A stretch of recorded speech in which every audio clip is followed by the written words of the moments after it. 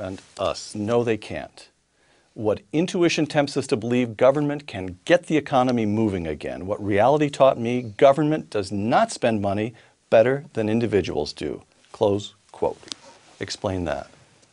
The economy is not like an orchestra that needs a conductor to start or a car that needs jump starting. An economy is people with needs. And if you leave them alone, they will do amazing, wonderful things to achieve those needs. I mean, we take them for granted. We take it for granted that a supermarket has 30,000 products and they're all cheap and it's well lit and it's open 24/7 and they rarely poison us. People do stuff if we don't get in the way. And the Keynesians in the administration were saying, we can spend money better than the private sector can. We have to start it in this multiplier effect, which is just nonsense. The government can create jobs. They created jobs building pyramids, but think how much wealthier the Egyptians would have been had they been free to pursue their own interests. John, the financial crisis of 2008, former Fed Chairman Alan Greenspan testifying before Congress. Alan Greenspan, I note for you, my libertarian friend, my reader of Reason magazine, was a disciple and friend of Ayn Rand. As libertarian as they come. Alan Greenspan. Well, okay, quote. Isn't anymore. Quote. Isn't in this quote you're about to read. No, yes, it is, in a way. I'm testifying before Congress. Alan Greenspan, I made a mistake in presuming that the self-interest of banks was such that they were best capable of protecting their own shareholders, that the loan officers of those institutions knew more about the risks involved than even our best regulators. A critical pillar to free markets did break down. That shocked me. I still do not fully understand why it happened, close quote. If Alan Greenspan says that the financial crisis of 2008 was a market failure, who is John Stossel to gainsay him? And who is John Stossel when Hank Paulson and Tim Geithner and all these very smart Wall Street experts say they had to bail these people out? Yeah. Well, in other words, how do you put the... A lot of people will say, right, okay, I'm with you in the great general arc of sort of the Matt Ridley argument. If you start 1,000 years ago, the upward climb is impressive.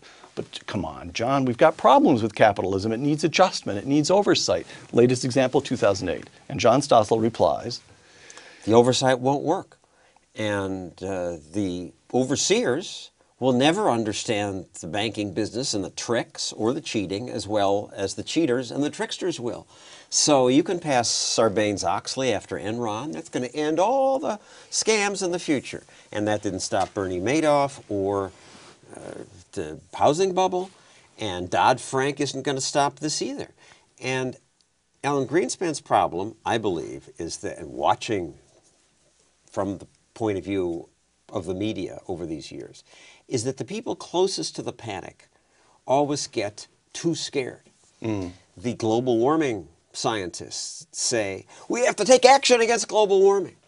The bird flu doctors want all our money to go to researching bird flu. The killer bee coming up from Mexico going to sting us all to death. The Y2K computer experts that said the planes are going to crash. They all want government action. Robert Higgs said war is the friend of the state. Well, so is crisis and fear. The thing is that the global warming experts and the killer bee experts were not in the Treasury Department. It did not have the power to scarf up $1 trillion of your dollars and give it to their friends who were scared and calling from Goldman Sachs. Oh my God, it's the end of the world. I'm losing everything. You have to rescue this company.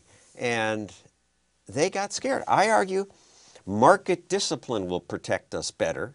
And that means no privileges, no bailouts. Okay, so let me another one of these summary statements. What intuition tempts us to believe, some institutions are too big to fail. What reality taught me, failure makes markets work. Okay, so you're saying that the conventional wisdom is now that the government made a big mistake in failing to bail out Lehman Brothers. That was the mistake. That was what caused the trouble. Stossel says, no, go back. The mistake was the bailout. Was supporting Bear Stearns and arranging a sale, saving the institution. Should have let him go down. The mistake was bailing out AIG. That's your position, right? Bear Stearns would have, at the right price, found a buyer for whatever assets they have left. Likewise, GM. So your argument is not that absent government intervention, there would have been no crisis. Your argument is, we're human beings. We live in a fallen world. People screw up. Sometimes they screw up in large ways. Capitalism will experience crises. The government would make it worse. You're not saying that it would be crisis-less without the government. You're simply saying the government would make it worse, right? Or does make it worse. Yes, but it's right? worse than that. I'm saying more than that. I'm saying government caused the crisis. Canada didn't have the same housing bubble. They don't have a Fannie and Freddie, and they have the same rate of home ownership. And government makes it worse because... Greenspan pumped too much liquidity into the system. Perhaps, probably, but more, we have the FHA and all these agencies subsidizing reckless behavior. Okay.